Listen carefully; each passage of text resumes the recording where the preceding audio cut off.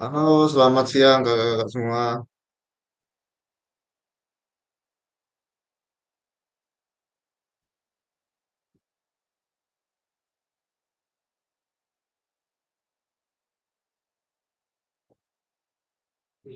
Oke, kakak-kakak sambil menunggu teman-teman yang lain, saya eh, tunggu 5 menit lagi ya kakak-kakak ya.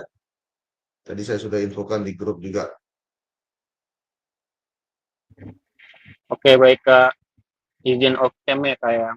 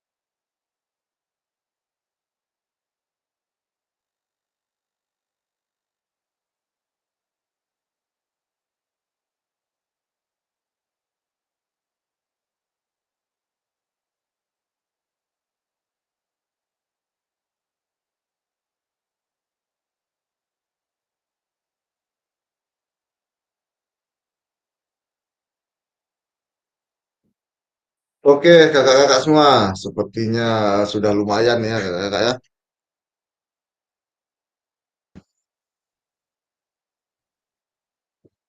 Saya share screen dulu.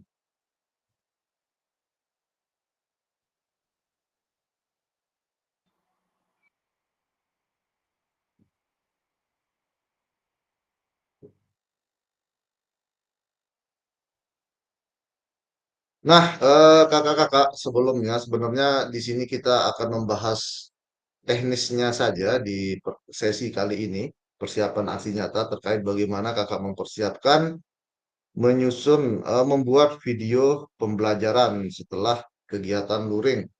Jadi apa saja sih poin-poin inti atau teknis pembuatan videonya itu, konten apa yang harus dimasukkan, model mana yang mau dipilih, asesmen apa yang digunakan. Hanya teknis seperti itu sih Kak untuk sesi kali ini. Nggak, jika kakak-kakak masih ada kegiatan juga nggak apa-apa. Yang penting kakak-kakak nanti saya kirimkan. Oh ini nggak boleh dikirim ya. Tapi nggak apa-apa lah saya kirimkan file yang ini karena ini merupakan teknis kakak-kakak untuk membuat video nanti. Atau ada yang sudah buat video nih?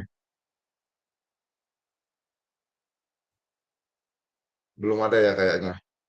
Belum nggak belum. Bah, Belum siap-siap ke sama Banten lagi kakak. kayaknya nih. Iya, lagi pusing nggak? Lagi pusing. Oke kakak-kakak, ini dia kakak-kakak akan melakukan aksi nyata yaitu pembuatan video. Jadi nanti dulu di awal kakak sudah membuat video juga dengan pengalaman ngajar kakak yang sudah dimiliki. Kemudian kita diberikan materi secara daring dan dikuatkan secara luring. Baru nanti kakak-kakak akan membuat video setelah luring yang aksi nyata ini. Apakah ada perbedaan nggak dari segi cara ngajar, gaya ngajarnya, dari segi pendekatannya, model, metode, dan asesmen yang digunakan. Nah, kita mulai kakak-kakak ya. Ini dia. Bismillahirrahmanirrahim. Assalamualaikum warahmatullahi wabarakatuh. Selamat siang kakak-kakak semua. Kita sudah masuk di aksi nyata praktik pembelajaran PJOK yang berpusat pada peserta didik. Ini sudah. Tenangkan hati dan pikiran. Nah, ini kita disuruh anu nih. Semua perhatian untuk fokus belajar memunculkan rasa syukur, ingin tahu, dan kebajikan. Oke. Doa bersama. Silakan kakak-kakak siapa yang mau memimpin doa bersama dulu di sesi kali ini.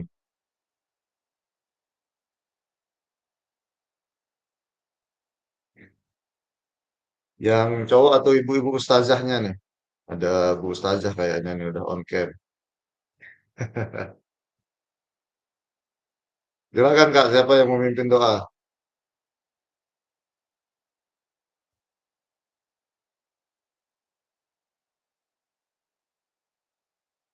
Oke, silakan Bu Indri.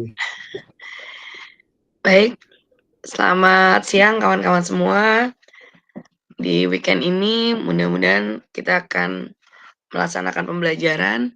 Sebelum kita mulai, mari kita berdoa bersama-sama teman-teman, agar apa yang kita pelajari hari ini dapat bermanfaat bagi kita semua. Berdoa dalam hati dimulai.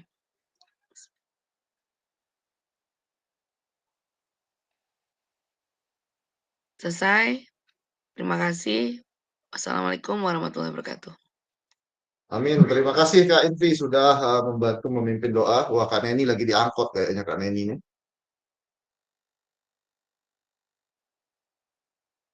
Sibuk Bu Bos nih.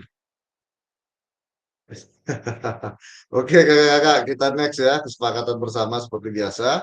Menyalakan kamera, matikan mikrofon, hadir seutuhnya, menghargai waktu bersama. Simakkan fitur chat, klik raise hand sebelum bertanya. Gangguan teknis adalah wajar. Nah, ini agenda kita kakak-kakak, refleksi koneksi antar materi. 30 menit penjelasan tugas aksi nyata. Nah, ini teknis yang saya bilang tadi. Ada pengantar tugasnya, penjelasan teknis, refleksi keterampilan mengajar PJOK, penilaian dan lini masa.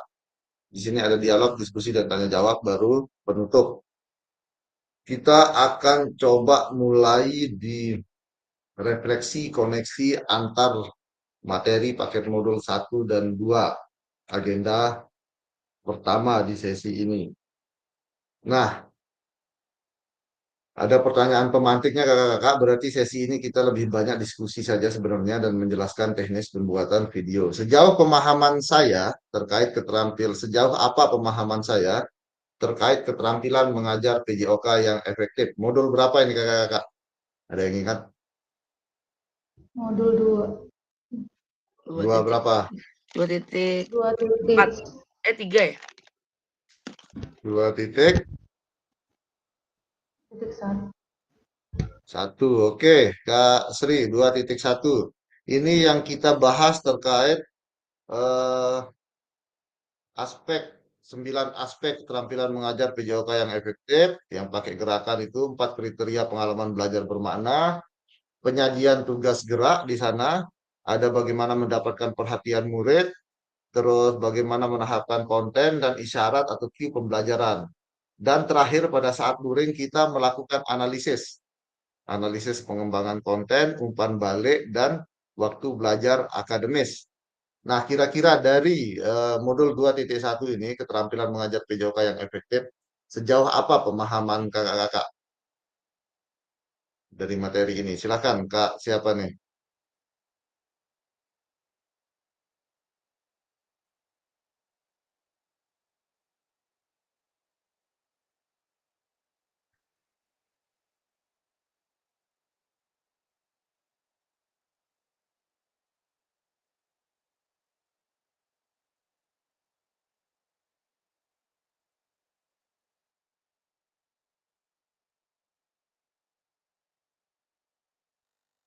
Silakan, Kak.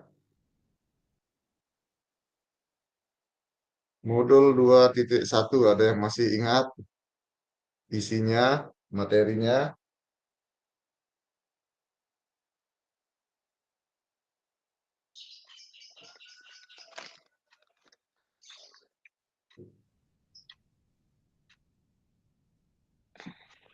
Oke, Kak Indri, silakan, Kak.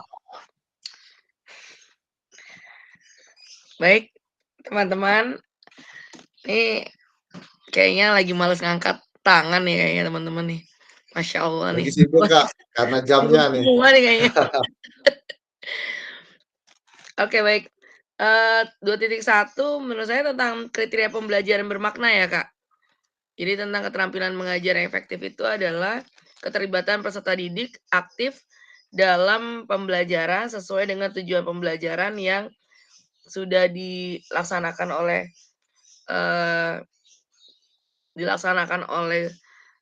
guru, yang dirancang oleh guru dan bermakna kepada peserta didik. Seperti yang kriteria pembelajaran bermakna yaitu tujuan pembelajaran, keterlibatan aktif peserta didik, pembelajaran berdiferensiasi, pertahapan konten, penjelasan demonstrasi keterampilan, umpan balik, pemberian umpan balik yang baik, dan komunikasi efektif, pemberian penilaian dan refleksi serta keselamatan.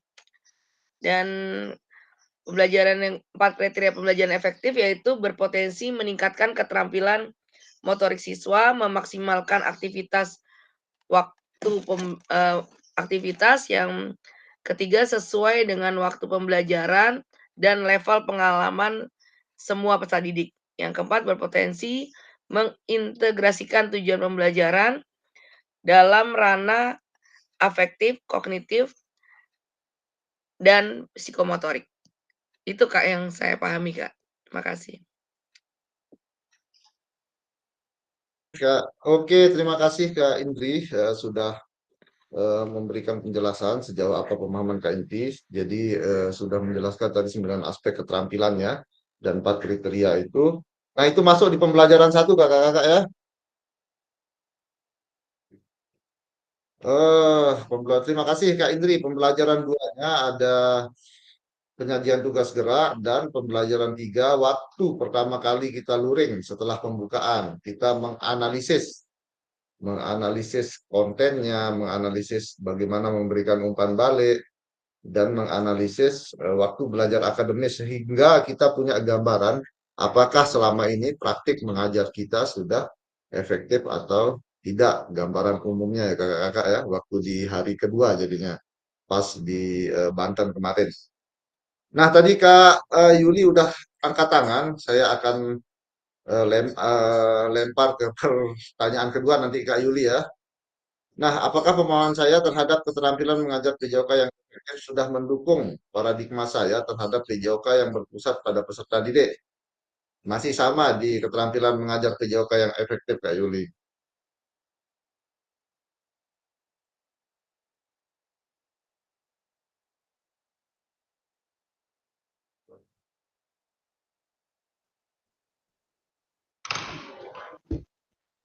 Terima kasih, Kak. Tadi mau jawab pertanyaan yang pertama. Untuk yang kedua ini, apakah pemahaman saya terhadap keterampilan mengajar PJOK yang efektif sudah mendukung paradigma saya terhadap PJOK yang berpusat pada peserta didik? Setelah luring kemarin, setelah saya mempelajari tentang gaya-gaya mengajar ya Kak, yang ada gaya-gaya mengajar, tentang bagaimana cara mengajar yang lebih banyak berpusat ke peserta didik yang post impact dan post impact gitu, saya jadi lebih paham. Jadi tentang dulu mungkin kita yang banyak yang berpusat pada guru, sekarang mungkin nanti saya coba untuk lebih lagi berpusat lagi pada murid dengan memakai gaya-gaya yang sudah saya pelajari di luring kemarin, Kak. Terima kasih, Kak. Oke, terima kasih Kak Yuli. Berarti Kak Yuli akan mencoba untuk menggeser ya, merubah paradigmanya yang lebih berpusat ke guru menjadi yang lebih berpusat ke peserta didik atau siswa kita. Nah, next Kak, modul 2 titik berapa nih yang strategi mengajar? 2.2 ya. 2.2. Ada yang masih ingat gaya-gaya mengajar? 11 gaya mengajar.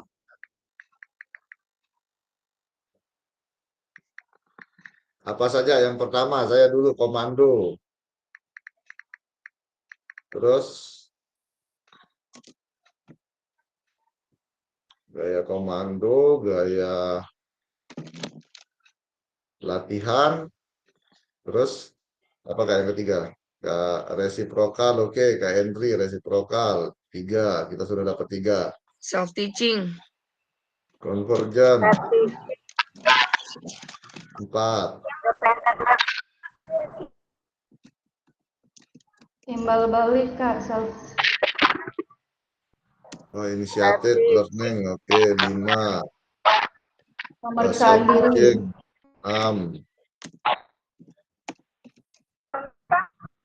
Penemuan terbimbing. Penemuan terbimbing. Discovery learning, divergent. Oke kakak-kakak, ada 11 gaya kakak-kakak ya. Di modul 2.1 ini ada komando, latihan, resiprokal, terus apa lagi? Inclusion style, gaya inklusi 4, terus discovery, convergent, divergent, initiated, individual, apalagi Kak, mandiri, gaya belajar, mandiri, satu lagi apa ya? Ada yang masih ingat?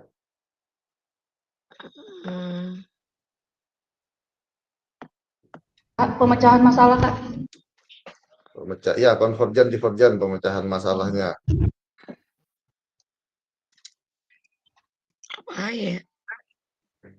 Inisiatif learning, oke. Terus ada individual program. Jadi yang lebih mengarah ke kiri kita waktu itu ya, maka itu lebih ke teaching center.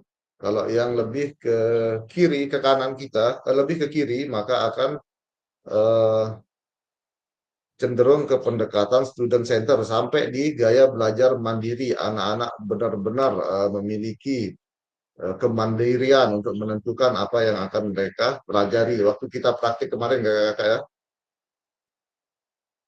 Next, di sini, apakah pemahaman saya terhadap strategi mengajar sudah mendukung paradigma saya terhadap PJOK yang berpusat pada peserta didik? Nah, saya tidak akan menanyakan ini. Saya tanya, ada nggak yang sudah punya bayangan akan menggunakan gaya mengajar apa? Atau beberapa gaya mengajar di videonya nanti? Udah ada bayangan nggak?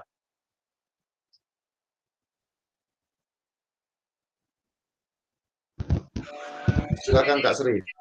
Resipokal, Kak. Izin Kak, karena yang waktu video pertama ya Kak, saya coba pakai materi basket, saya juga nanti coba lagi materi basket dengan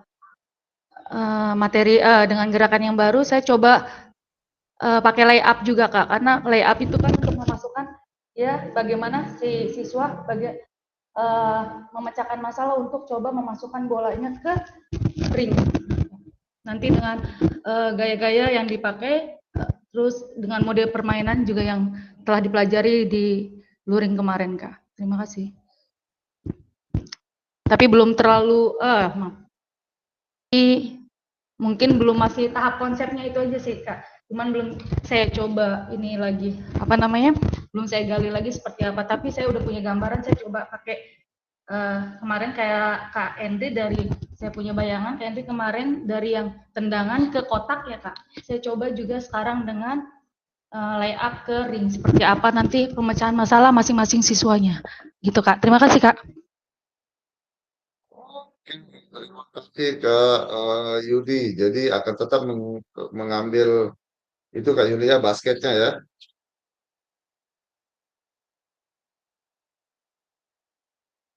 Akan tetap mengambil materi bola basket, tapi akan mencoba menerapkan hasil dari luring kemarin, misalkan menggunakan gaya Kak Entry kemarin kalau nggak salah individual program atau inisiatif kalau nggak salah dia yang Kak Convergen. Entry.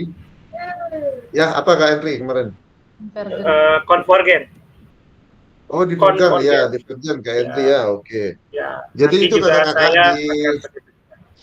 silakan Kak. Oke, baik. Sedikit menambahkan, Kak Yuli. Baik, kayaknya untuk di SMA dan SMP ini kayaknya Convergen ini agak masuk untuk dipraktekkan nanti di aksi nyata karena anak-anak sudah bisa untuk merefleksi atau menemukan cara bagaimana dia menentukan targetnya gitu Kak. Jadi kayaknya Convergen dan Divergen ini lebih menantang untuk anak-anak SMA dan SMP kayaknya.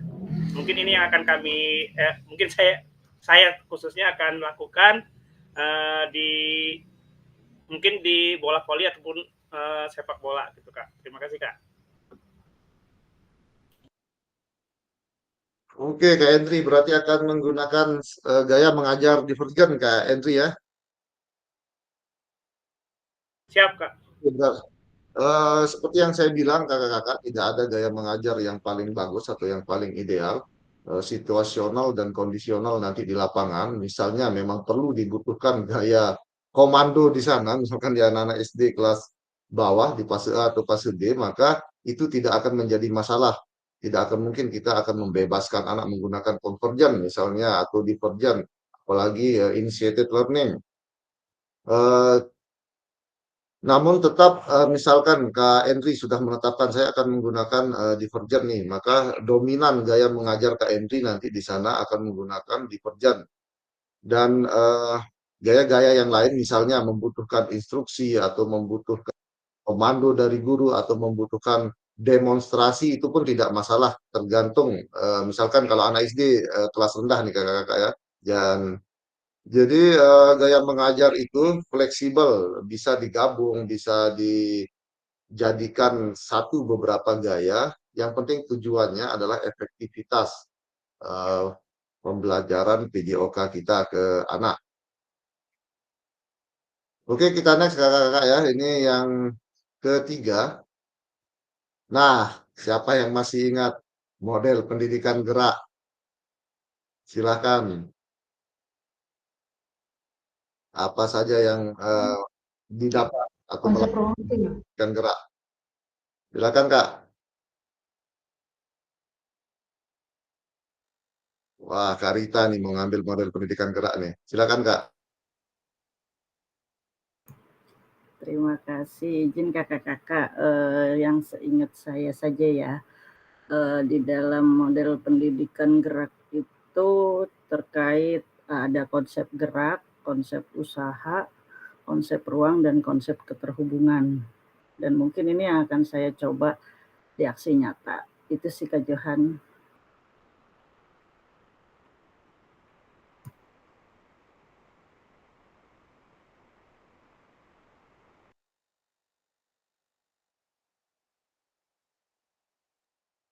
Oke, terima kasih Kak Rita. Jadi gambaran Kak Rita nanti, misalkan Kak Rita nih sudah memilih model pendidikan gerak, akan mengkombinasikan ya, bukan mengkombinasikan ya, akan menerapkan konsep gerak. Kalau sudah kata menerapkan konsep gerak berarti keempat konsep itu tubuh, ruang usaha, dan keterhubungan. Kalau kemarin kan kita mencontohkan mana yang lebih dominan tubuh, apakah dominan space, ruang, atau keterhubungannya misalnya kemarin kakak ya. Jadi di dalam praktiknya Kak Rita nanti kira-kira akan mengambil gaya mengajar apa nih? Ini kan modelnya saya sudah menentukan model nih.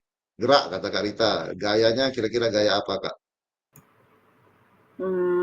Yang baru saya pikirkan sih ini Kak, 2 Kak ya. Ada, saya mau pakai apa tuh yang menilai teman Oh iya, sama oke. Convergent Kak. Jadi awalnya nanti peserta didik saya kelompokkan dengan perbedaan skill.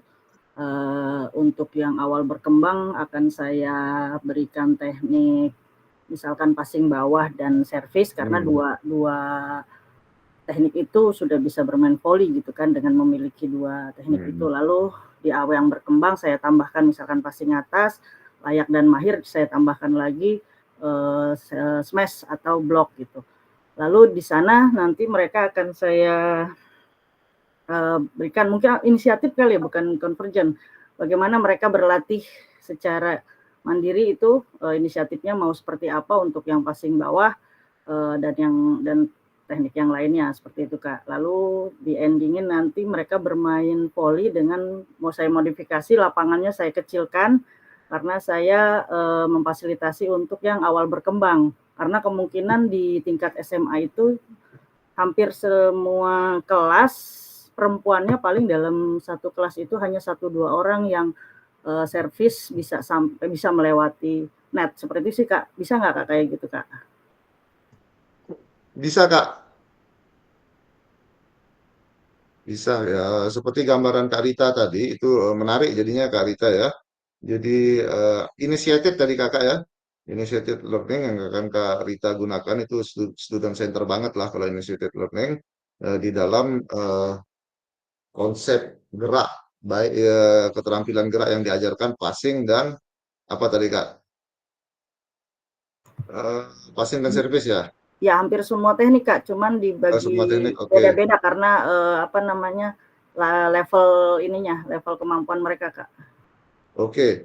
Jadi Kak Rita beberapa prinsip eh, intertax gerakan yang sama tapi gerakan berbeda, intratax ya, gerakan berbeda, ada passing bawah, passing atas, mungkin ada yang eh, service dan lain sebagainya di teknik dasar bola voli. Namun itu dianggap level kesulitannya sama nanti Kak Rita ya. Itu sudah masuk ke prinsip intertax-nya. Nanti terakhir baru Kak Rita akan membuat simulasi permainan di sana Kak ya, simulasinya. Oke, mantap Kak Rita. Terima kasih sudah memberikan gambaran untuk videonya nanti. Jadi ini ya kakak-kakak harapan kita semua, harapan saya juga di program ini. Setelah kakak-kakak mendapatkan materi secara daring maupun luring kemarin penguatannya sampai sampai praktiknya. Jadi ada perubahan dari video awal yang kita buat.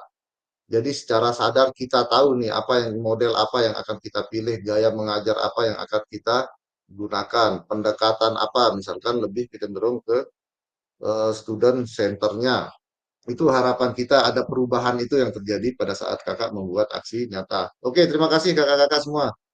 Kita next. Nah ini, kalau pendidikan kebugaran, siapa yang mau eh, menyampaikan pendapatnya? Ada yang masih ingat model pendidikan kebugaran?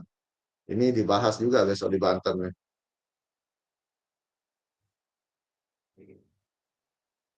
Silakan Kak. Atau ada pertanyaan terkait materi yang mungkin tidak di pemikiran kakak berbeda dengan materi PKG atau materi yang diberikan di Banten misalnya. Hampir sama kayaknya kayak TKSI. Atau ada yang beda. Prinsipnya atau konseptualnya.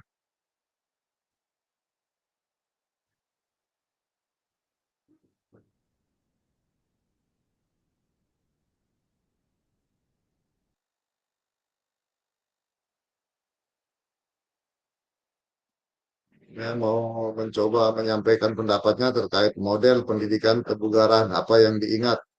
Atau yang diingat capeknya disuruh jumping jack, suruh push up kemarin ini ya.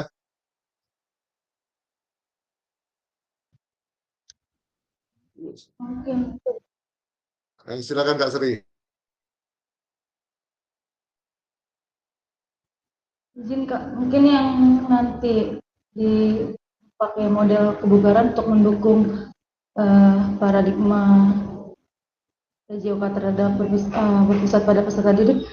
Karena kita kemarin sebelum itu kita mengecek denyut nadi siswa juga itu masuk nggak ya Kak?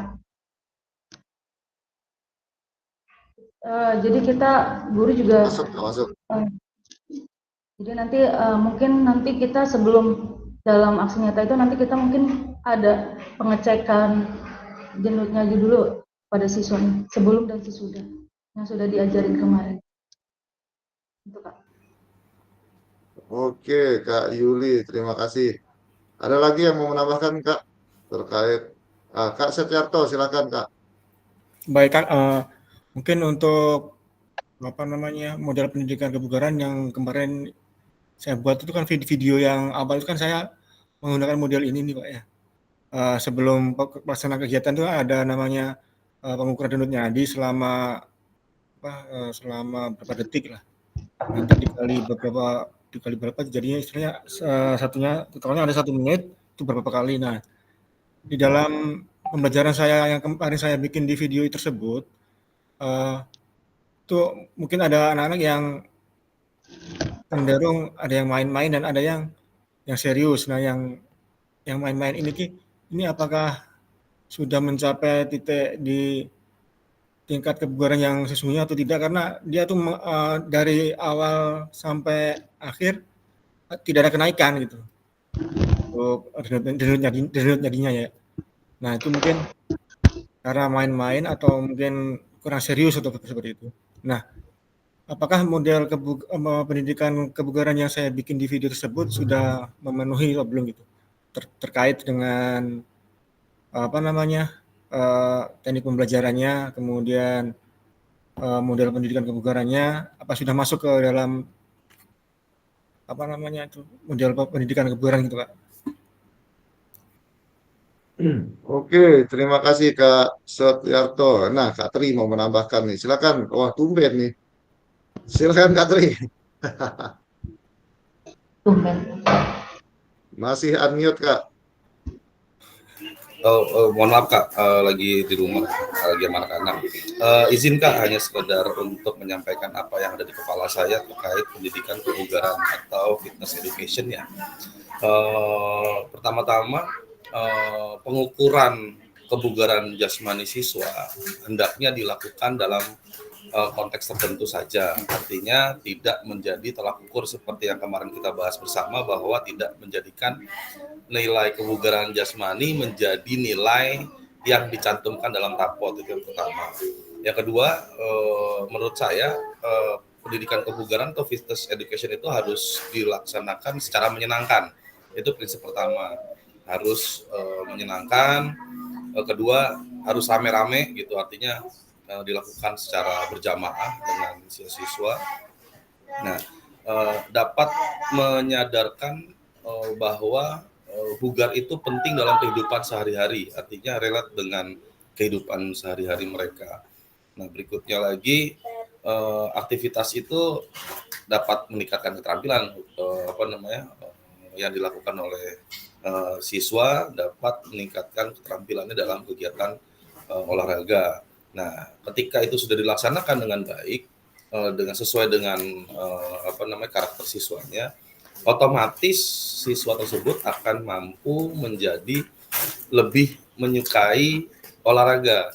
Jadi seperti halnya pendidikan pada umumnya, senang dulu baru dia akan bisa mendalami konteks. Nah, itu menurut pendapat saya terkait tentang pendidikan kebugaran atau fitness education Kak. Terima kasih. Oke, terima kasih Kak Tri. Nah, ditanggapi dulu sama Kak Indri ya. Silakan Kak Indri.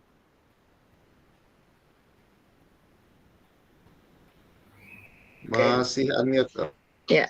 Baik, terima kasih Kak Johan. Terkait dengan pendapat Kak Tri, sebetulnya saya setuju juga.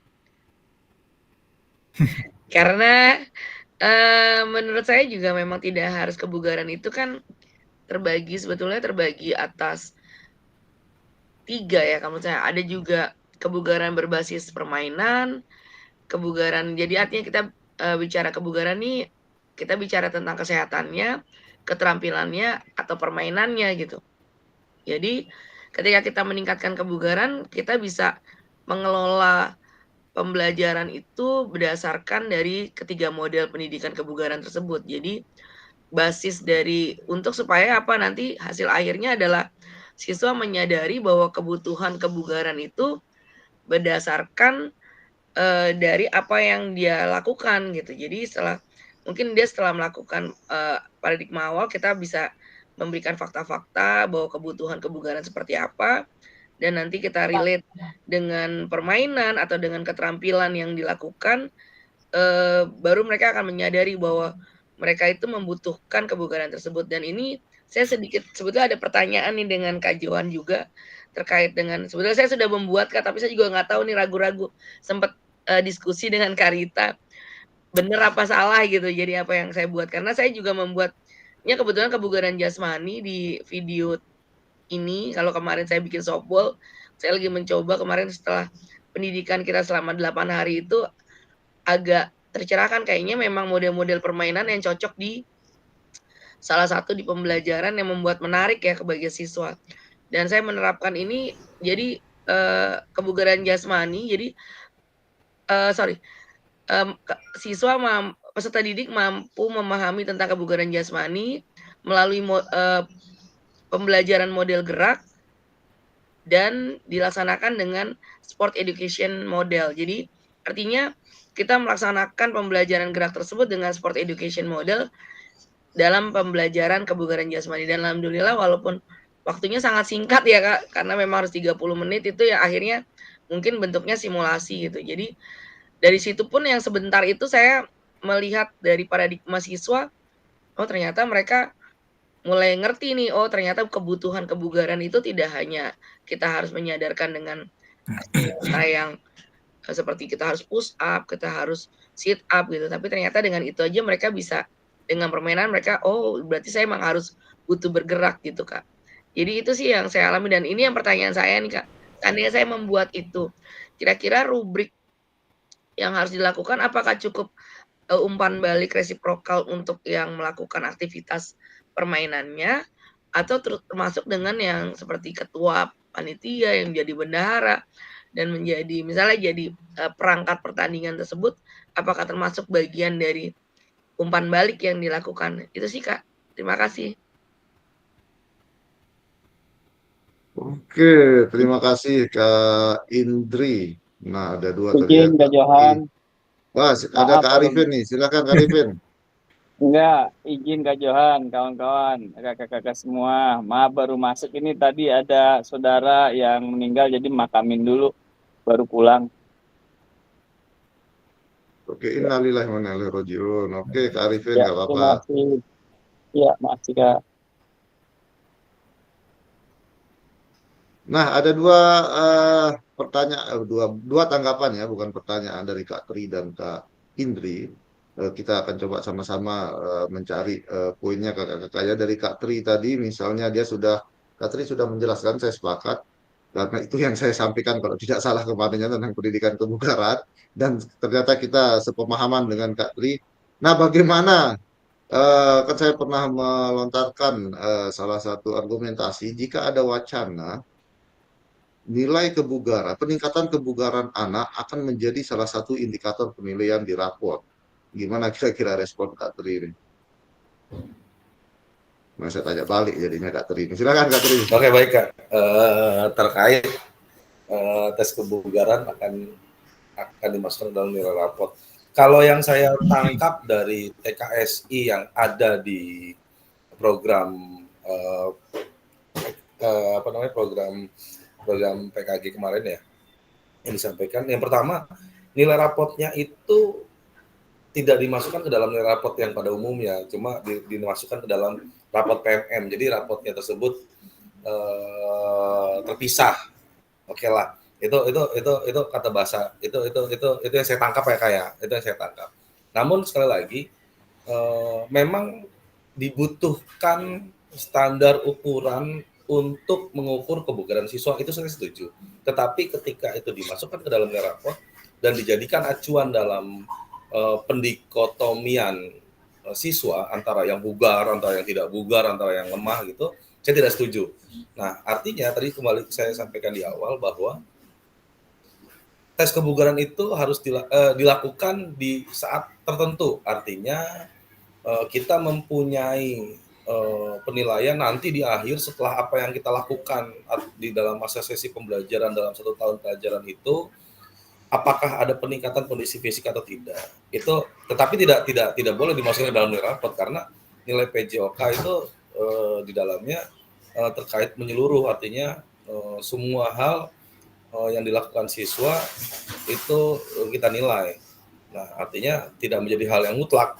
Namun tetap harus ada standar pengukuran, memang tetap ada Kak. Kalau di saya di SMK ya, saya melihat bahwa itu perlu dilakukan pengukuran dan perlu dilakukan penilaian, namun tidak dimasukkan ke dalam nilai rapot. Kalau menurut saya seperti itu. Mungkin kita mengeluarkan kalau zaman saya Kak, dulu waktu zaman SMP itu saya di Jawa, di kampung, itu di lembar terpisah saya punya nilai kebugaran jasmani itu sendiri. Artinya itu dilampirkan tanpa diumumkan, dan itu saya memiliki sertifikat kebugaran jasmani. Waktu itu ada tes lari 2,4 km apa segala macam, dan itu bisa dijadikan bekal saya untuk waktu itu ke perguruan tinggi negeri di salah satu universitas. Artinya itu diperlukan. Namun sekali lagi kalau untuk dimasukkan ke dalam nilai rapot saya kurang setuju, namun itu diperlukan untuk menunjang kegiatan atau memberikan apresiasi kepada peserta didik. Kalau menurut saya seperti itu Kak. Oke, terima kasih Kak Tri. Nah, saya juga sepakat Kak Tri dalam artian bahwa ketika saya tidak pernah mempermasalahkan, misalkan atau Cak Corbin tidak pernah mempermasalahkan anak diajarkan bagaimana cara mengukur kebugaran apapun tes kebugarannya, entah TKSI, TKPN, pacer tes, BIP tes dan lain sebagainya. Karena instrumen kebugaran sangat banyak sekali ya kalau kita merujuk dari berbagai referensi di seluruh dunia. Nah, yang jadi permasalahannya seperti penekanan saya kemarin adalah ketika itu menjadi eh, penilaian akhir anak bahwa di satu semester anak harus meningkat kebugarannya misalnya seperti itu, dan itu akan dipublikasikan atau diumumkan secara di dalam ruang kelas atau di satu sekolah. Nah, kenapa itu penting? Kenapa saya bilang penting mengajarkan cara-cara mengukurnya atau bentuk-bentuk cara mengukurnya? Karena harapannya adalah anak akan mampu mengukurnya secara personal, secara private, atau dengan teman bestinya misalnya. Nah, itu nggak mungkin kalau kita nggak ngajarin cara mengukur, maka apa yang mau diukur anak nanti dengan bestinya misalnya, atau dengan secara mandiri. Kan dia nggak tahu cara mengukur lahan kecepatan misalnya, cara mengukur kardiorespiratorinya kan nggak tahu juga, karena guru kita tidak pernah memberikan materi terkait cara mengukur atau tes-tes pengukuran kebugaran. Oke, terima kasih Kak Tri. Ini ada Kak Setiarto dan Kak Arifin sebelum saya ke Kak Indri nanti. Silakan Kak Setiarto. Baik, menambahkan saja kemungkinan yang saya tangkap dari menambahkan nilai kebugaran di rapot itu, yang saya tangkap adalah mungkin di rapot pendidikan, bukan di rapot siswa ya. Karena apa? Karena di rapot pendidikan itu ada berbagai macam indikator dari literasi, kemudian ada numerasi, ada keamanan sekolah dan sebagainya. Mungkin akan ditambahkan di situ mungkin Kak. Yang saya tangkap ya, dari Kak Gito kemarin yang waktu di awal-awal itu tentang TKSI ya. Mungkin itu saja Pak, tambahan saja. Oke, terima kasih Kak Setiarto. Silakan Kak Ahmad Arifin. Ada yang mau ditambahkan?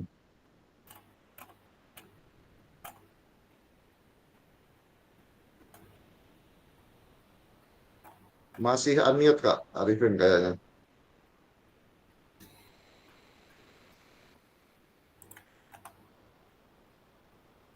Halo, Assalamualaikum.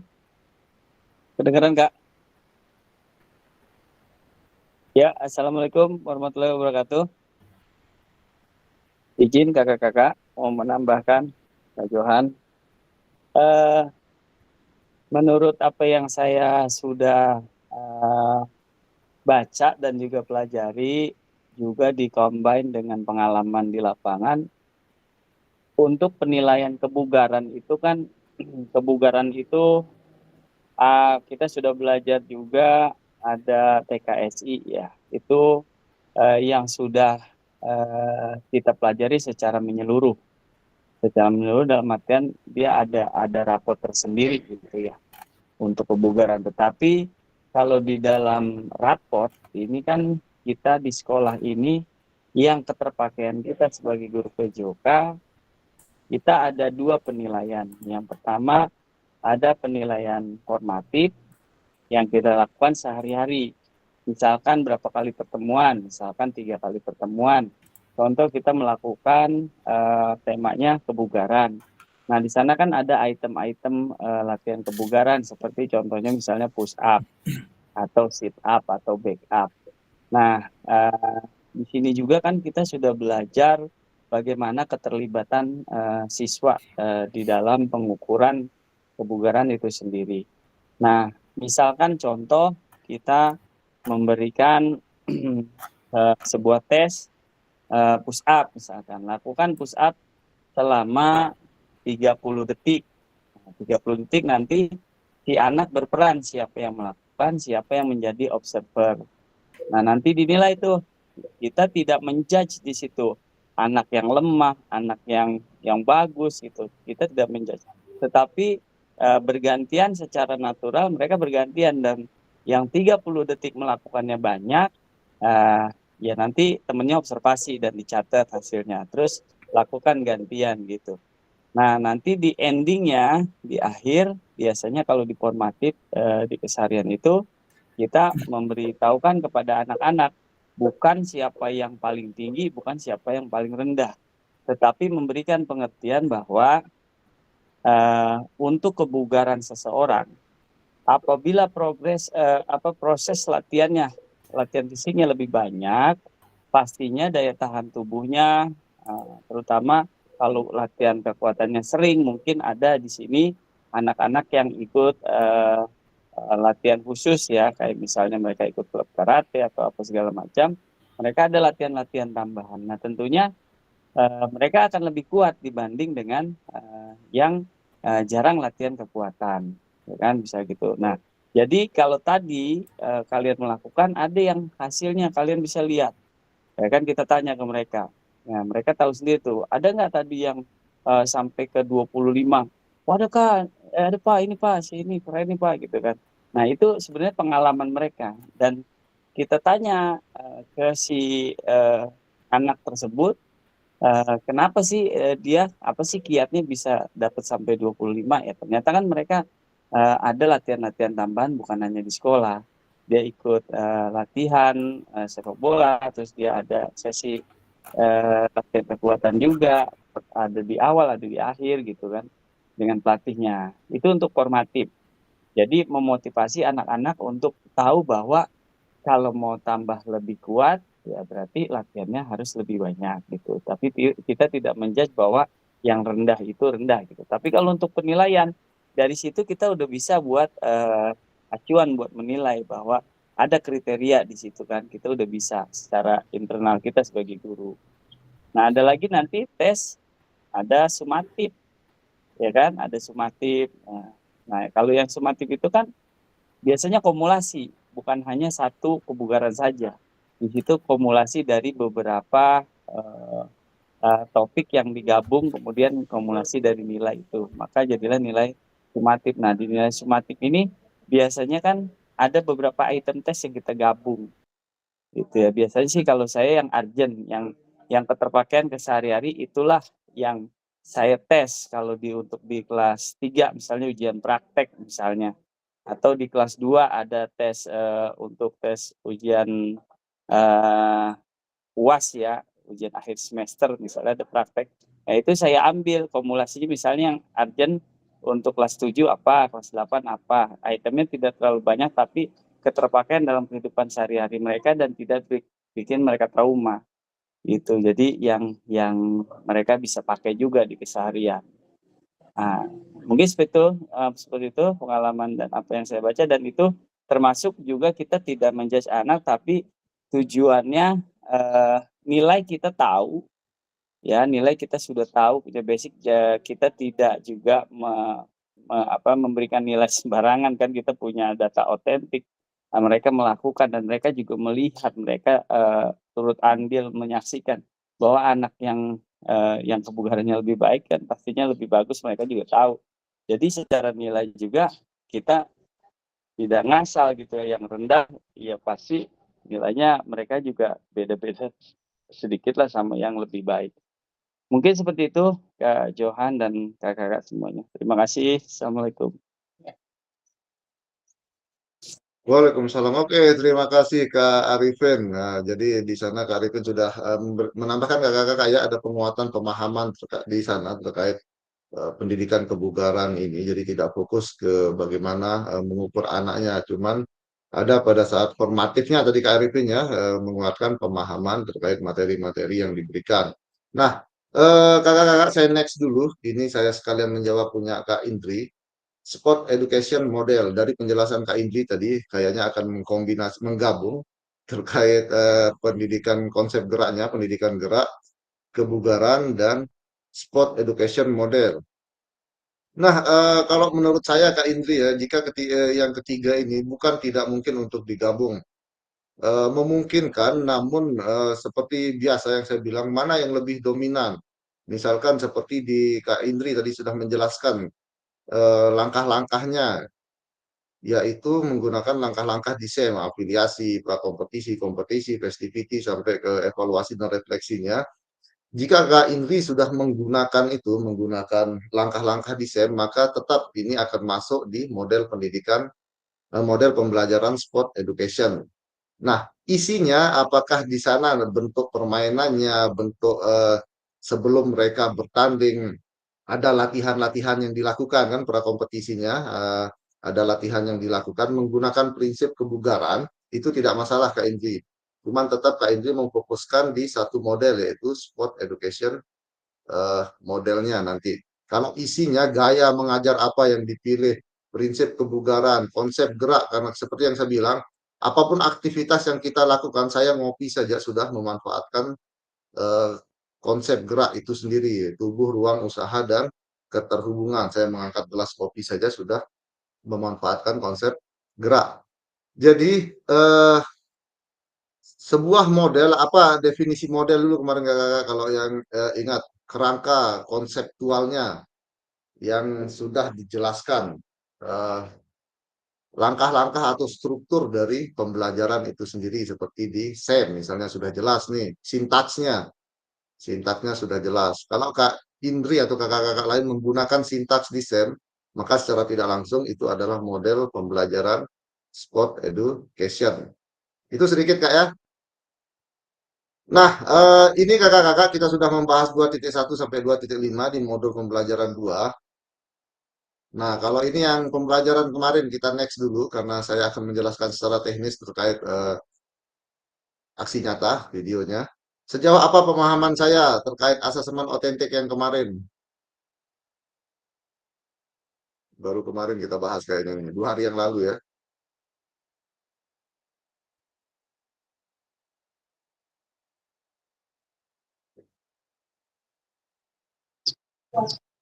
Ya, adanya keterlibatan siswa ya di dalam penilaian pastinya. Oke, adanya keterlibatan siswa. Iya, betul. Kemarin kayak ada waktu buat rubrik itu. Silakan Kak Indri. Ya, sejauh mana apa pemahaman saya tentang terkait asesmen otentik? Menurut saya, asesmen itu dibuat atau rubrik itu dibuat berdasarkan dari kenyataan sesungguhnya. Jadi Hmm. kenyataan sesungguhnya yang dialami oleh peserta didik dan kita terapkan menjadi rubrik penilaian yang dikategorikan sesuai dengan tingkatan atau level dari peserta didik tersebut. Dan yang dilakukan oleh bisa dengan guru dan juga berikan umpan balik dari sesama teman sejawat dan unjuk diri dari siswa itu sendiri. Itu Kak mungkin Kak. Oke, terima kasih Kak Indri dan Kak Arifin. Ada yang sudah buat rubrik nggak yang kemarin kita di lembar kerja itu? Bagaimana asesmen otentik dengan panduan observasi guru, self assessment dan peer assessment, menilai diri sendiri dan menilai teman sebaya. Nah, itu bisa kakak-kakak gunakan. Prinsipnya adalah dalam kejadian nyata dalam artian bahwa aktivitas atau materi apa yang kakak berikan, mereka anak-anak kita nilai dalam situasi sesungguhnya. Itu yang prinsip pertama. Prinsip kedua adalah bagaimana, seperti kata Kak Arifin, keterlibatan siswa dalam menyusun dan menilai aktivitas yang dilakukan temannya, keterlibatan anak tersebut. Nah, ini prinsip dari asesmen otentik. Untuk rubriknya, kemarin sudah dikirim di grup oleh Kak Henry kalau nggak salah. Jadi kakak-kakak bisa modifikasi dan menyesuaikan dengan materi apa yang akan kakak buat di aksi nyata nanti untuk penyusunan rubrik. Misalkan kakak ingin menyusun rubrik observasi guru dan rubrik peer assessment, penilaian teman sebaya misalnya. Boleh tinggal dibuat dan itu yang dibagikan ke siswa pada saat kakak menyusun video aksi nyata. Jadi terlihat bagaimana siswa terlibat ketika memberikan penilaian ke teman-temannya juga selain kita yang melakukan observasi. Oke kakak-kakak, ini dia keterampilan pedagogi guru PJOK yang berpusat pada peserta didik. Tujuan akhirnya adalah bagaimana perubahan paradigma diri dan kelas dalam PJOK. Ini harapan dari sesi kita baik daring dan luring yang sudah kita lalui bersama-sama. Nah, mungkin ada yang mau ditanyakan sebelum saya masuk ke penjelasan tugas aksi nyata? Atau kita langsung bahas teknisnya nih, yang kemarin ada yang sudah screenshot.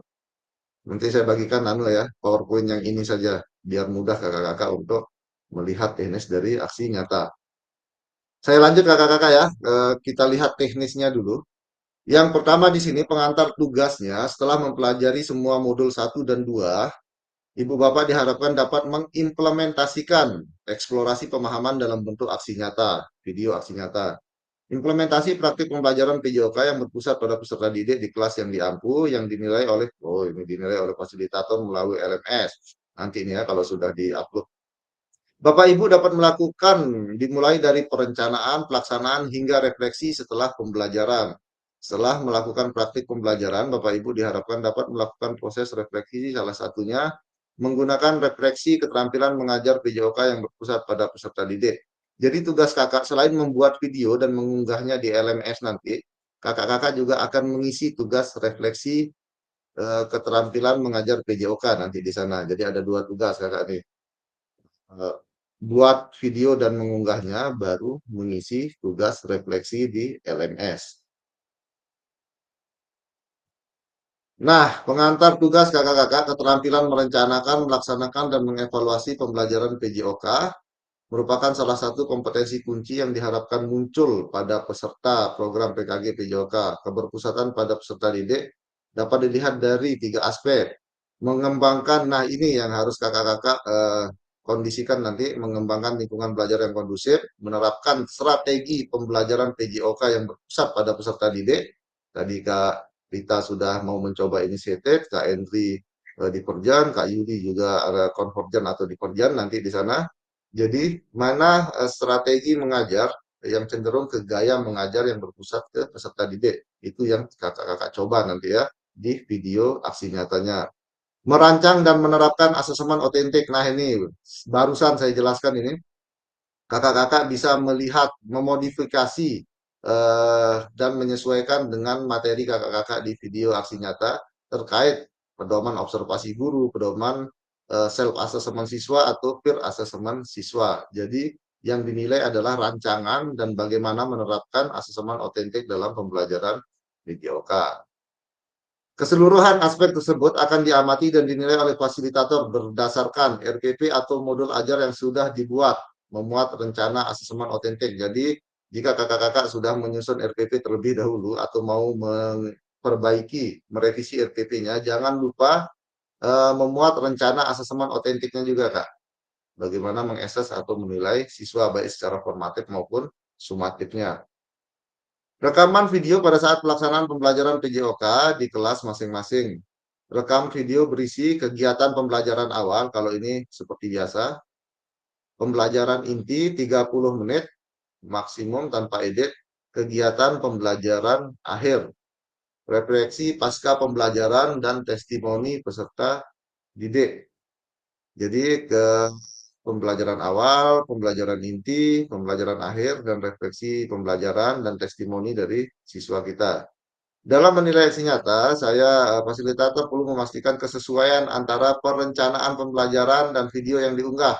Jangan sampai RPP-nya bola basket, videonya sepak bola ya, atau videonya gobak sodor nanti yang di RPP-nya bola basket. Jadi harus sesuai dengan perencanaan yang sudah kakak buat atau RPP atau modul ajar yang sudah dirumuskan.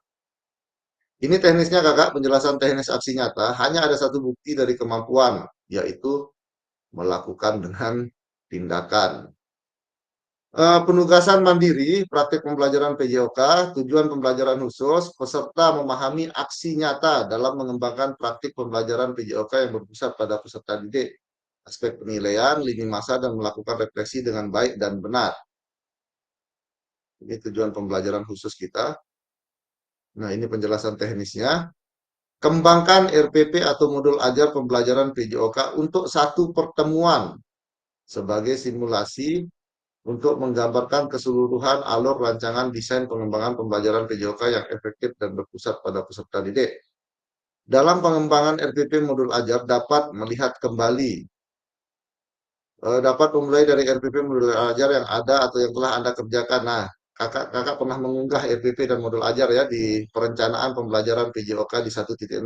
Boleh menggunakan itu dan disesuaikan dengan video yang akan kakak buat. Nah, pengembangan perencanaan pembelajaran PJOK sudah sesuai dengan tujuan akhir kebutuhan peserta didik. Jangan lupa konsep backward design kakak-kakak. Menyesuaikan dengan tujuan pembelajaran di CP atau struktur kurikulum merdeka yang terbaru. Tujuan pembelajarannya apa nanti di sana. Sudah ada filenya kan, sudah dibagi ke MC juga kalau nggak salah dulu terkait capaian pembelajaran 2024. Nah, implementasi pembelajaran PJOK yang efektif dengan mengakomodasi belajar peserta didik berbagai karakter. Nah, ini kita masuk ke jadi intinya kakak-kakak di sini, kepanjangan nih saya bacanya. Semua modul yang sudah kita pelajari, baik secara daring maupun luring, kita coba cari benang merahnya, keterhubungannya dalam satu video nanti. Misalkan nah, di modul 1.1 ini bagaimana kita melakukan refleksi, 1.2 bagaimana kita memanfaatkan aset yang ada di sekolah kita, 1.3 student center learning-nya atau pembelajaran terdiferensiasi buat anak-anak kita. Terus 1.4 bagaimana isu-isu sosial yang sering muncul, yang berpotensi muncul dalam praktik yang akan kita buat di aksi nyata nanti. 1.5 menyesuaikan dengan pengembangan kurikulum, yaitu struktur kurikulum merdeka yang terbaru, CP terbaru. Perencanaan 1.6 perencanaan pembelajaran menggunakan konsep backward design yang dari tujuan asesmen dan aktivitas apa yang dilakukan. Baru masuk bagaimana prinsip keterampilan modul 2.1 keterampilan mengajar PJOK yang efektif. 2.2 strategi mengajar PJOK yang ada 11 gaya mengajar itu. Baru kakak-kakak memilih salah satu model pendidikan, baik itu pendidikan gerak, pendidikan kebugaran, atau sport education. Terakhir, bagaimana kakak mengakses menggunakan asesmen otentik dalam pembelajaran PJOK. Jadi tidak hanya sekedar kita membuat video pembelajaran, video praktik pembelajaran PJOK, namun kakak-kakak mencoba mencari keterhubungan antara setiap modul, baik dari 1.1 sampai dengan asesemen yaitu 2.6 dalam satu video aksi nyata. Itu harapan idealnya kakak-kakak ya, yang menjadi penilaian nanti. Nah, ini sudah saya jelaskan barusan, saya bungkus tadi ini ya. Ini ada memilih salah satu model instruksional, ada pendidikan gerak, kebugaran, dan sport education, penerapan rancangan asesemen otentik. Kemudian, saya langsung ketiga ini, setelah kakak-kakak sudah mencari keterhubungannya, mempraktikkan aksi nyata, baru kemudian unggah atau upload RPP modul ajar yang sudah dibuat, memuat rencana asesemen otentik, dan rekaman video pada saat pelaksanaan pembelajaran PJOK di kelas pada LMS sesuai alur yang ditentukan sebelum due date pada LMS. Kalau tidak salah 30 Juli due date-nya kakak-kakak ya. Nah, kejar-kejaran waktu jadinya nih. Senin sudah harus di Banten nanti. Nah, ini aspek penilaiannya kakak-kakak. Bisa di screenshot juga. Nanti bagaimana kakak-kakak dapat mengembangkan lingkungan belajar yang kondusif selain 3 poin ini, keterhubungan antara setiap modul itu kakak-kakak, menciptakan kenyamanan lingkungan belajar, terus interaksi yang berpusat pada peserta didik, interaktif, pemberian motivasi dan penampakan emosi positif. Jadi tidak hanya asal kakak, misalkan lagi ada masalah di rumah nih, pas benar buat video terus kan, jadi agak-agak cemberut nanti sama anak-anak. Nah itu pun dari segi gestur, dari raut wajah, emosi yang muncul. Padahal saya bukan pakar psikologi ini ya. Maksudnya apa yang Roy Suryo itu pakar video, kalau dia lihat-lihat gestur tubuh, raut orang itu kan apa bahasa ilmiahnya tuh.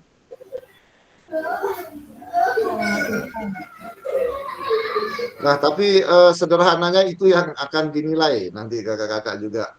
Terus yang kedua, menerapkan strategi pembelajaran PJOK yang berpusat pada peserta didik. Bagaimana pembukaan, aktivitas pembelajaran, pengembangan konten. Nah, ini yang di keterampilan mengajar.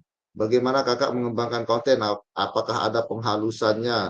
Apakah ada pentahapan kontennya misalnya di sana? Terus apakah ada informasinya terlalu banyak kakak berikan? Jadi 3 poin yang dianalisis kemarin, pengembangan konten, umpan balik, dan waktu belajar akademis. Coba dibuka-buka lagi nanti kakak-kakak, dan itu coba diterapkan di aksi nyata. Pendekatan dalam mendampingi peserta didik ini sudah pasti lebih ke student center, memilih gaya mengajarnya.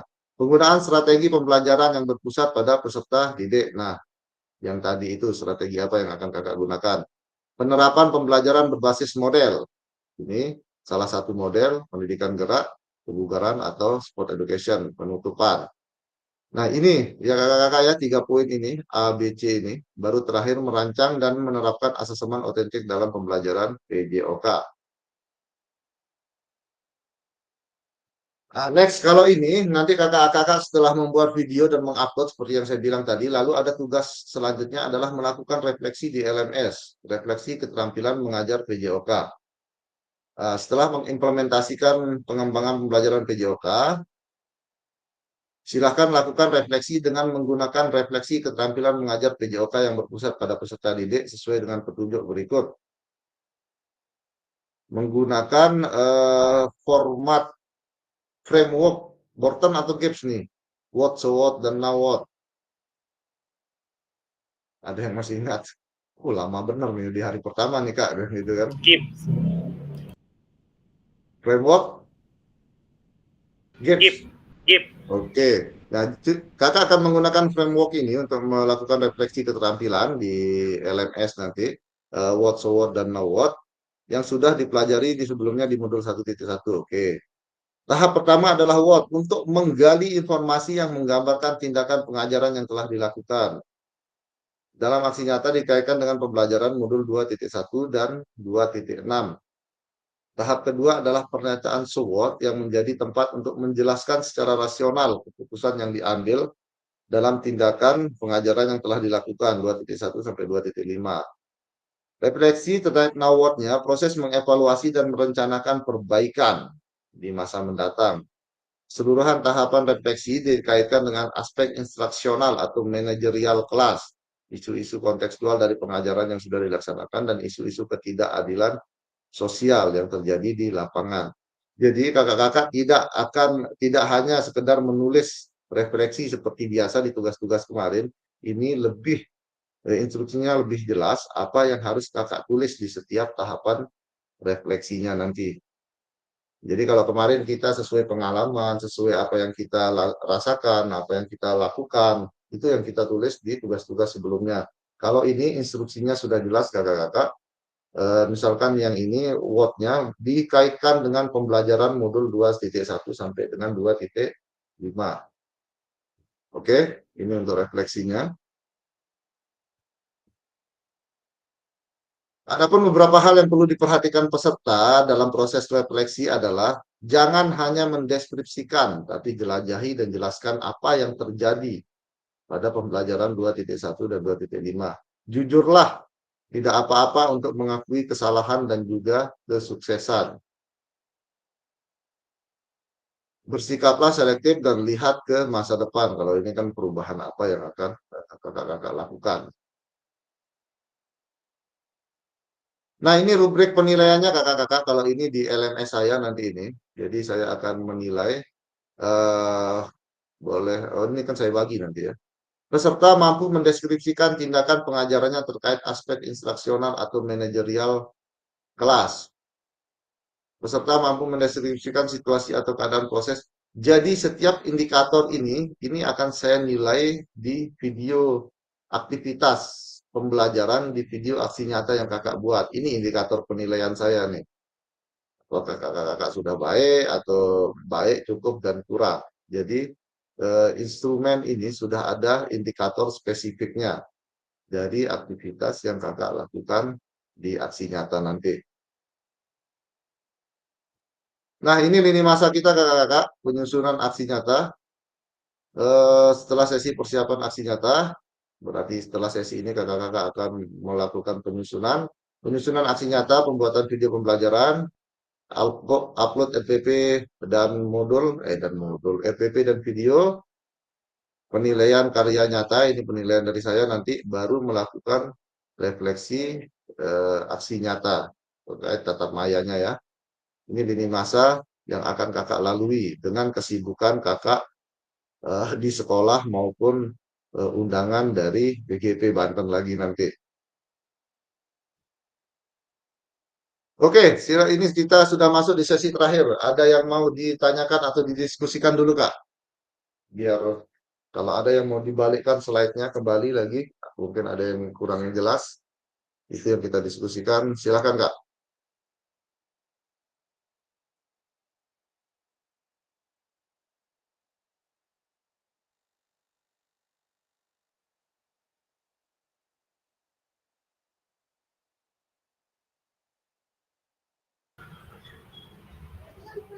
Kak,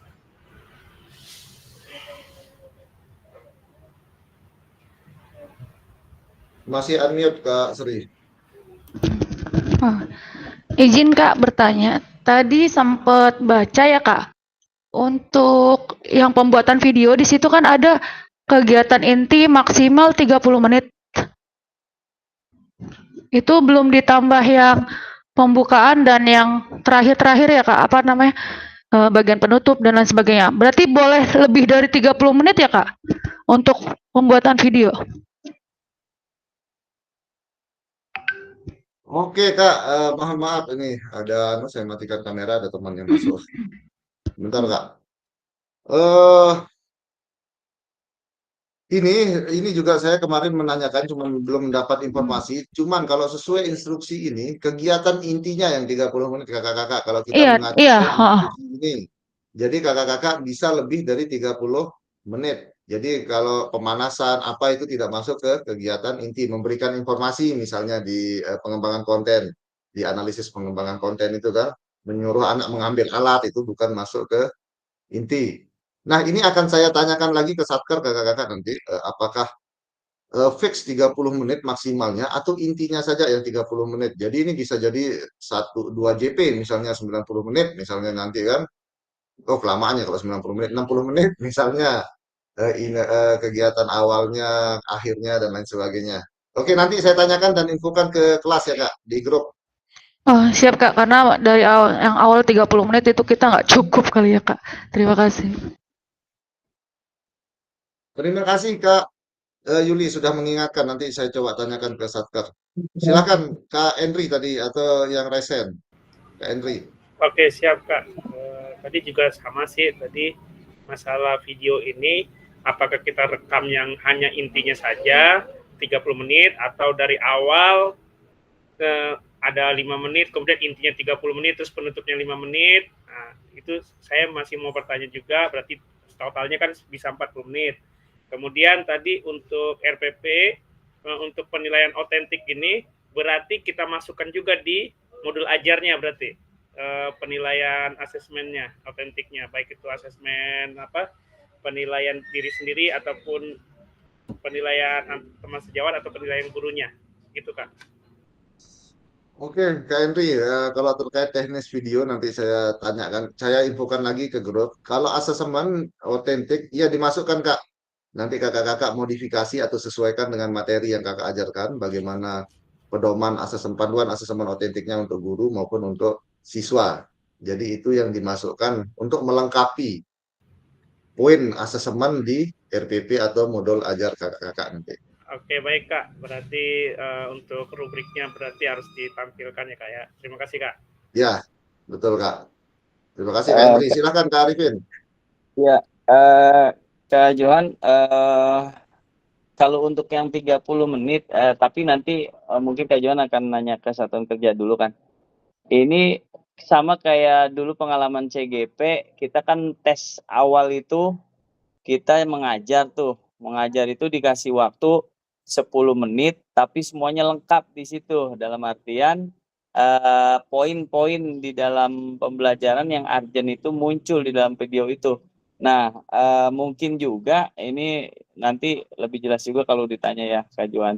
Mungkin juga begini 30 menit, maunya nih 30 menit nanti di situ tuh kan udah di videonya yang panjang, nanti ada poin-poin tertentu tuh, poin-poin yang nanti masuk memang di dalam pembelajaran kita dan indikator dari pembelajaran kita masuk di situ. Nah, itu dimasukkan ke dalam video, nanti diedit, masuklah 30 menit dari poin-poin yang sudah kita pelajari itu masuk di situ gitu, mulai dari pembukaan, inti, sampai dengan penutup gitu. Mungkin itu Kak Johan, cuma nanti bisa tanyakan lagi ke Satker gitu. Oke, Terima kasih, thank you terima kasih Kak Kak Johan. Arifin. Itu aja. Ya, sama-sama. Nah, nanti saya kasih info selanjutnya ke kakak-kakak. Namun, jika memang 30 menit ini untuk 5 kegiatan ini, maka kakak-kakak nanti di perencanaannya harus misalkan kegiatan pembelajaran awal, misalkan dari pembukaan, pemanasan sederhana gitu, tetap dimunculkan. Kalau memang yang terburuknya lah ya, 30 menit nih maksimal videonya. Jadi misalkan 2 sampai 3 menit untuk pembelajaran awalnya. Cuman nanti terlihat kakak-kakak memang benar seperti sedang melakukan praktik pengajaran sesungguhnya, misalkan pembukaan, terus terlihat antusiasme kakak ketika membuka pelajaran, dari emosinya nanti kan ada di indikator penilaian itu. Baru masuk ke pembelajaran inti. Kalau pembelajaran inti ke materi-materi yang sudah kakak dapatkan, itu yang saya coba analisis di penilaian nanti, apakah sudah menerapkan model pendidikan apa di sini, strateginya, gayanya seperti apa, sudah memberikan umpan balik atau tidak. Contoh saja nih kakak-kakak ya, berikan umpan balik, sudah menahapkan kontennya enggak, menggunakan prinsip inter atau intra touch-nya atau tidak. Nah, itu. Terus asesmennya terlihat bagaimana siswa terlibat ketika melakukan penilaian, misalnya seperti itu, Kak. Tapi kalau teknis apakah 30 menit inti saja atau 30 menit untuk 5 poin ini yang akan saya tanyakan Kak ya. Ada lagi Kak yang mau di Iya, karena kalau lebih dari 30 menit nanti uploadnya juga agak ribet dan nanti lama itu kalau yang normal. Iya. Lanjut Kak.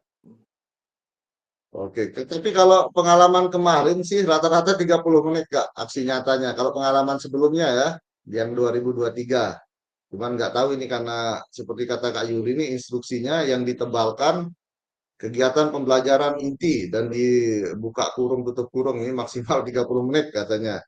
Ini kalau kita semua yang baca juga intinya saja yang 30 menit ya kalau tafsiran kita nih yang mau baca instruksi dari ini. Oke Kak, silakan ada di kolom chat kayaknya.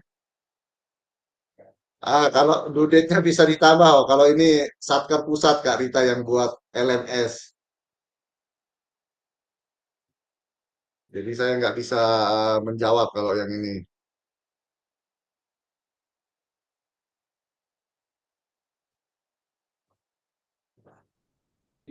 Ada lagi Kak yang mau didiskusikan?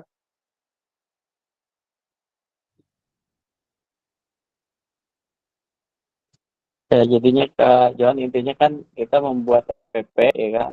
Habis membuat RPP nanti kita upload, kemudian bikin video terkait RPP yang kita buat, baru di akhirnya kita buat rubriknya di situ kan. Rubriknya itu apa sih nanti yang kita nilai seperti itu kan ya.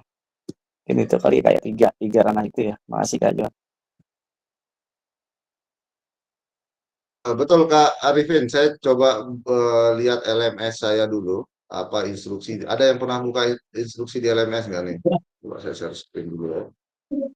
Instruksinya di sana apa? Siapa tahu berbeda dengan yang di remote. Mana nih? Unggah produk aksi nyata. Oke, ini dia. Nah, ini petunjuk pengiriman produk aksi nyata. Wah, ini nggak ada videonya nih.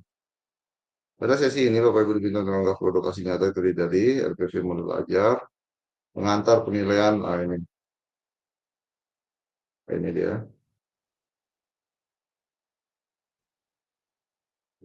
Ini hampir sama juga nih.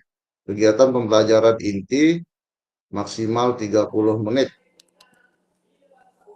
Nah, nanti saya tanyakanlah Kak ya, sama instruksinya di PPT tadi dengan di LMS ini. Saya infokan secepatnya di grup. Sekarang saya coba WA panitia atau satkernya.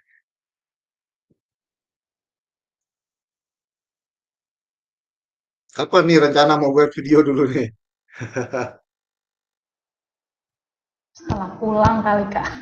Karena udah Sabtu Minggu udah libur. Sudah tidak. Terus Paling hari apa? Kemungkinannya. Cuma 5 hari ya di sana? Iya, Atau sampai full day Kak. Kamis ya. Kita full day sampai sampai hari Jumat Kamis? kalau di Hmm, oke Kak, wah ini mepet bener nih. Oke. Mepet banget Kak. Yang sudah ada yang sudah jadi RPP-nya nggak nih? RPP atau modul ajarnya? Kak Johan, bisa nggak kita bikin videonya pakai peer pitching kayak gitu? Jadi teman-teman kita yang jadi ininya, teman-teman kita yang jadi murid, terus kita melakukan model pembelajarannya gitu, kita yang mengajar gitu. Jadi kita kan bisa bikin tuh waktu saat nanti tanggal 22 lagi senggang sorenya kita bikin bareng-bareng gitu. Kalau bisa. Harapan saya sih bisa Kak, harapan saya pribadi ya. Cuman kalau harapan pusat kayaknya harus ke siswa deh ini. Bukan kayaknya ya, harapan pusat harus diharuskan ke pembelajaran siswa. Siswa ya. Itu dia. tinggal punya waktu 2 hari aja setelah pulang dari PGP. Iya. Tanggal 29, Kalau memang 30, bisa Senin Selasa. kalau bisa peer teaching kan enak ya. Di sana kita bareng-bareng ngerjain tuh di aula, gantian nanti yang RPP apa, ya siapa yang jadi murid, siapa yang jadi pengajar, ya kita bikin. Pulang dari sana kita udah selesai, udah tinggal upload. Jangan kayak gitu Atau Kak Rifin. anu saja Kak, gimana Kak Neni? Ya itu kayak tadi Kak Rifin itu bisa nggak kayak gitu? Beneran ini mah waktunya. Iya waktunya ini Kalau nggak cukup apa sih? Belum kalau nyiapin memang nggak bisa anak-anak. sih nggak apa-apa Kak Neni itu karena Kalau menurut saya ya, tidak masalah kalau memang benar-benar urgent kegiatan di sekolah. Bagi yang Iya. memang ingin ada waktu luang. Kalau seperti Kak Denny kan memang bosnya di sana kan, Bos banyak Pak, Iya, itu agenda. bos banget. sambilnya disuruh rapat Nah, kata Seto. Aduh, nggak bisa. kalau menurut saya kakak-kakak, mungkin kalau simulasi dengan teman sejawat atau teman kelas kita ini tidak akan bisa dilakukan karena wajib dengan siswa. Namun ketika kakak-kakak berkumpul di Banten nanti, silahkan kalau mau ya diskusi terkait RPP atau modul ajarnya. Jadi setelah pulang dari Banten, kakak-kakak tinggal langsung mempraktikkan apa yang sudah direncanakan di RPP atau di modul ajar ke siswa-siswa. Daripada ngerjain sendiri di rumah kan, lebih baik diskusi di sana, nanti buka laptop, pinjam LCD-nya di sana kan, diskusi satu kapan gitu setelah pelatihan. Jadi fix sudah jadi setelah pulang dari BGP, kakak-kakak tinggal mengatur waktu untuk menerapkan RPP atau modul ajar yang sudah direncanakan. Kalau menurut saya ya, kalau ada yang mau kerja sendiri sih nggak masalah juga. Kak, Pinjem kalau murid, misalkan pinjem murid di sana. Harus misalkan kita kerjasama lihat ini, nggak apa-apa ya Kak. Misalkan kita sempat bener-bener belum itu, kalau misalkan kita telat dari tanggal 30 itu gimana Kak? Nah, saya Misalkan kurang benar-benar ada info, ada pemberitahuan nanti dari admin dan dari pusat kan udah masuk ke sistem langsung di sistem LMS-nya. Siapa yang belum mengunggah video atau yang terlambat mengunggah video itu, Kak. Jadi sistemnya kayak yang bekerja di sini. Ya biasanya ada Iya, Kak. pemberitahuan seperti biasa. Yang belum siapa Ah, aja gitu. Itu biasanya. Aku udah selesaiin Oh, semua memang tuh Kak saya Johan. ada Yang belum. Udah Saya dicek ya laporan Kak Johan Kak. SKS ini. Sistem kebut semalam ya Kak. sudah aman, Kak. Ada beberapa yang belum, silakan dicek lagi. Tugas satu persatunya, ada beberapa yang saya lihat yang belum. Saya coba lihat ya catatan saya. Di catatan saya ini sisa refleksi 1.6. itu siapa? Refleksi 1.6, yang Udah kali kedua Kak, Mas Riba.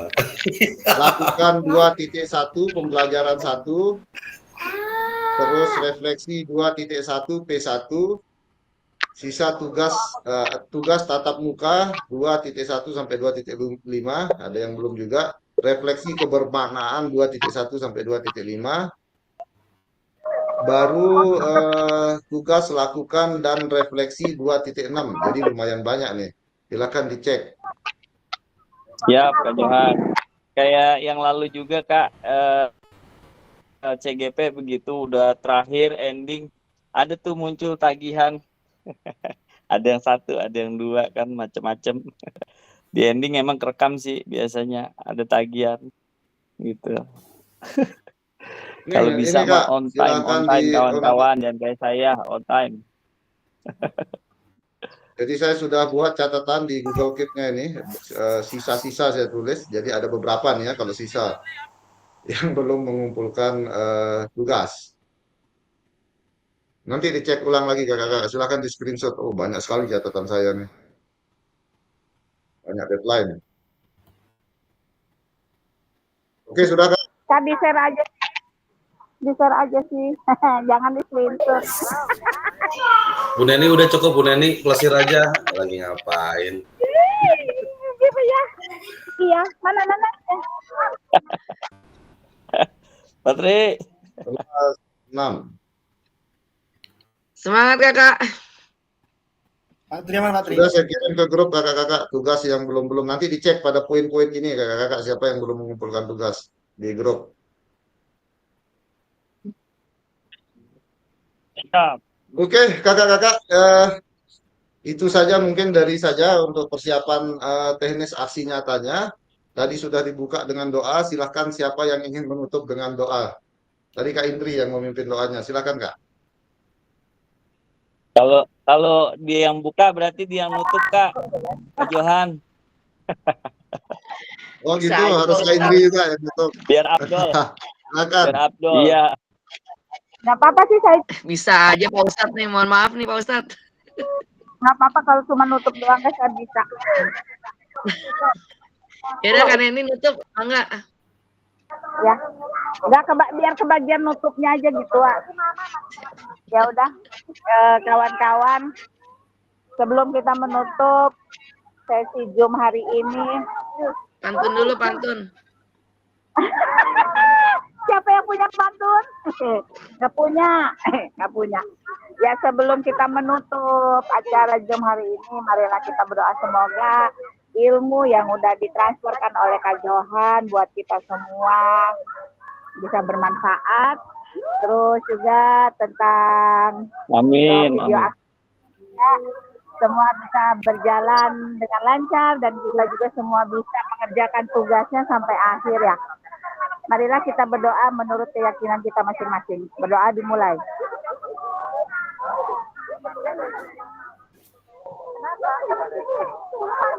Selesai. Alhamdulillahirabbil alamin. Kan ini udah nyampe Oke, pantai terima kayaknya. kasih Kak Neni, kakak-kakak semua. Iya.